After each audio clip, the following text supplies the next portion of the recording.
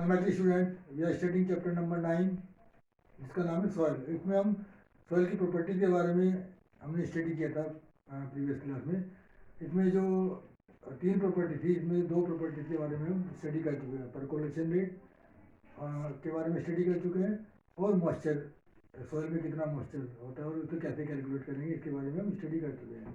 आज हम स्टडी करेंगे एब्जॉर्प्शन की बारे में, absorption of water bye soil. तो कोई भी सॉइल है वो कितना वाटर एब्जॉर्ब करती है, उस वाटर को हम कैसे फाइंड आउट करेंगे इसके बारे में आज हम स्टडी करेंगे। तो डिफरेंट टाइप्स की सॉइल में एब्जॉर्प्शन डिफरेंट टाइप का होता है, मतलब हर टाइप की सॉइल अलग तरह से वाटर को एब्जॉर्ब करती है, अलग अलग अमाउंट में वाटर को एब्जॉर्ब करती है। तो हमें इसके लिए हमें क्या क्या मटेरियल की रिक्वायरमेंट है। एक गिलास कंटेनर, एक गिलास का कंटेनर, प्लास्टिक फनल, फनल को तो आप जानते हैं की भी बोलते हैं और घरों में यूज़ की जाती है, ऑयल वगैरह के लिए यूज़ की जाती है। और filter paper, filter paper market में मिलते हैं, केमिकल शॉप जो होती है उनसे फिल्टर पेपर रेडीमेड मिलते हैं। इसके अलावा हम क्लॉथ भी यूज़ कर सकते हैं, मुस्लिम क्लॉथ भी यूज़ कर सकते हैं और उसको हम फिल्टर पेपर की तरह यूज़ कर सकते हैं। तो जो फिल्टर पेपर लाते हैं उसको हम फनल में रखते हैं, उसको हम फोल्ड करके फनल में लगा देते हैं और फनल को के नीचे एक कंटेनर रख देते हैं। अब इसके लिए हम 50 ग्राम सॉइल सैंपल लेते हैं, जो हमने सॉइल ली हो 50 ग्राम वेट करके मेजर करके लेते हैं। अब वो जो 50 ग्राम सॉइल सैंपल हमने लिया है वो सारा का सारा हम फनल में डाल देते हैं, फनल के ऊपर जो फिल्टर लगा हुआ है उसमें हम डाल देते हैं और वाटर लेते हैं। हम वाटर डालते हैं, वाटर हम किससे मेजर करते हैं, मेजरिंग सिलेंडर से मेजर करते हैं। तो मेजरिंग सिलेंडर का जो लेबोरेटरी में मिलते हैं, मैंने आपको परकोलेशन रेट का जब हमने पढ़ा था उसमें बताया था कि लेबोरेटरी में होते हैं मेजरिंग सिलेंडर, उस पर स्केल होता है, उन पर लिखा होता है 100 ml, 150 ml, 500 ml तक होते हैं और कुछ 1000 ml तक भी होते हैं और प्लास्टिक के भी होते हैं और ग्लास के भी होते हैं। तो उनसे हम एक्यूरेट मेजरमेंट कर सकते हैं कि हम कितना वाटर ले रहे हैं। तो मेजरिंग करके हम कुछ भी अमाउंट में वाटर ले लेते हैं, कोई भी वॉल्यूम ले लेते हैं वाटर का।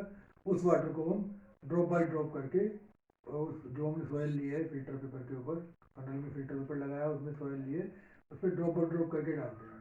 अगर हम इकट्ठा डाल देंगे तो फिल्टर पेपर के फटने का खतरा होता है, इसलिए हम ड्रॉप ड्रॉप करके डालते हैं।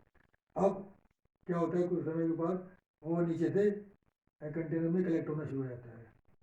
तो अब जो वाटर कलेक्ट होता है कंटेनर में, तो उसका हम वॉल्यूम देख लेते हैं और जो हमने स्टार्टिंग में लिया है उसका वॉल्यूम देखते हैं। मान लीजिए कि जो इनिशियल वॉल्यूम है वाटर का, जो मेजरिंग सिलेंडर से हमने मेजर किया वो UML है, और जो फाइनल वॉल्यूम है यानी कि जो कंटेनर में कलेक्ट हुआ है वाटर हमने किया है उसका वॉल्यूम कितना है, VML है। तो जो वाटर एब्जॉर्ब किया सॉइल ने उसका वाटर वॉल्यूम कैसे आएगा, volume of water absorb by soil equal to U minus V. तो U माइनस वी एम हो जाएगा, यानी कि जो पहला वॉल्यूम था वाटर हमने जो लिया था और जो बाद का वॉल्यूम जो कंटेनर में कलेक्ट हुआ है उनका जो डिफरेंस करेंगे, पहले वाला क्योंकि ज़्यादा होगा और बाद वाला कम होगा। बाद वाला कम इसलिए वो होगा क्योंकि कुछ वाटर सॉइल ने भी एब्जॉर्ब कर लिया है। तो U minus V M L जो आएगा वो जितना वाटर सॉइल ने एब्जॉर्ब किया है उसका वॉल्यूम आएगा। अब अगर उसका वेट निकालना, weight of water equal to absorb by soil equal to U minus V gram हो जाएगा, क्योंकि जो वाटर होता है उसकी डेंसिटी 1 होती है, इसलिए जो वॉल्यूम आएगा वही उसका वेट होगा। क्योंकि डेंसिटी क्या होता है, density equal to mass upon volume. ठीक है, तो उस फॉर्मूले से क्या आ जाएगा, जो वाटर की डेंसिटी क्योंकि 1 होती है इसलिए जो वॉल्यूम होगा आएगा वही वेट हो जाएगा। तो इससे हमें हम निकाल सकते हैं कि कितना ग्राम जो वाटर वो सॉइल ने एब्जॉर्ब किया है। ठीक है, अगर हम इसकी परसेंटेज निकालना चाहें कि कितने परसेंट वाटर सॉइल ने एब्जॉर्ब किया है, तो उसके लिए हम U माइनस वी को डिवाइड कर सकते हैं 50 ग्राम से, क्योंकि हमने सॉइल का सैंपल कितना लिया है, 50 ग्राम लिया है। तो 50 ग्राम से डिवाइड करके जो आएगा उसको 100 से मल्टीप्लाई करते हैं, तो we will get the percentage of water absorb by the soil, जो सॉइल हमने ली है। तो डिफरेंट टाइप की जो सॉइल होती है वो डिफरेंट अमाउंट में वाटर एब्जॉर्ब करती है। लोमी सॉइल कुछ अलग अमाउंट में वाटर एब्जॉर्ब करेगी, सैंडी सॉइल कुछ अलग अमाउंट में करेगी और जो क्लेई सॉइल होती है वो कुछ और अमाउंट में वाटर एब्जॉर्ब करती है। तो इस प्रकार से हम सॉइल जो कितना वाटर एब्जॉर्ब करती है इसको हम कैलकुलेट कर सकते हैं। Now we will study about soil and crop. Soil and crop, अभी हमने पढ़ा था कि डिफरेंट टाइप्स की जो सॉइल होती है वो डिफरेंट टाइप की क्रॉप में यूज़ होती है।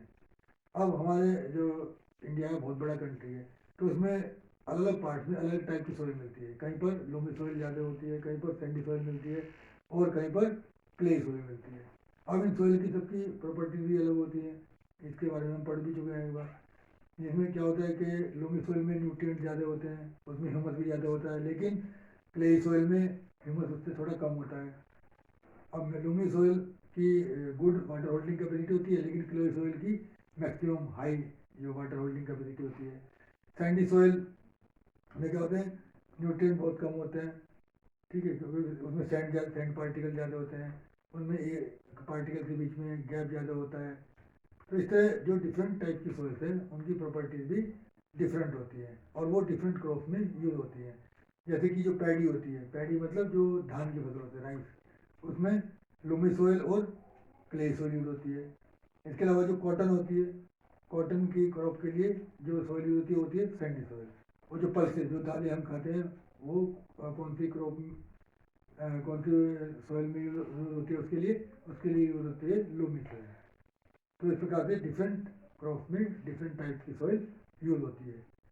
सॉइल इरोजन के बारे में हम स्टडी करेंगे। सॉइल इरोजन क्या होता है?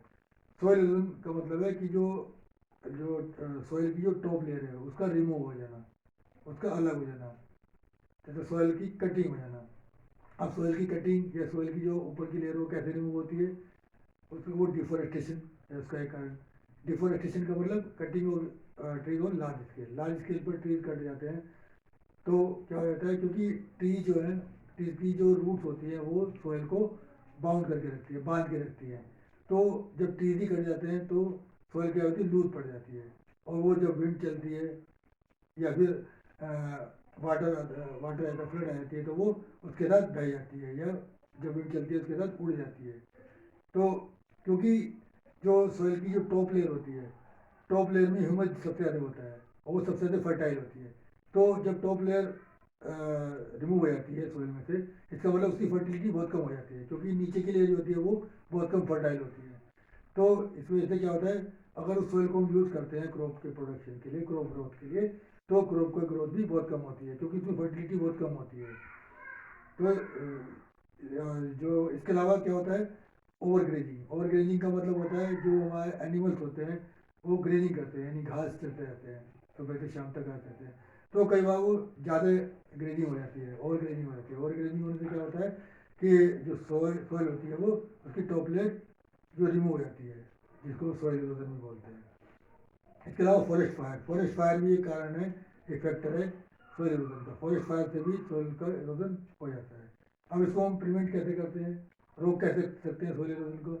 सबसे जो इम्पोर्टेंट जो तरीका है सॉइल इरोजन को रोकना है वो है एफॉरेस्टेशन, यानी प्लांट लगाकर, ट्रीज लगाकर हम उसको सॉइल इरोजन को रोक सकते हैं।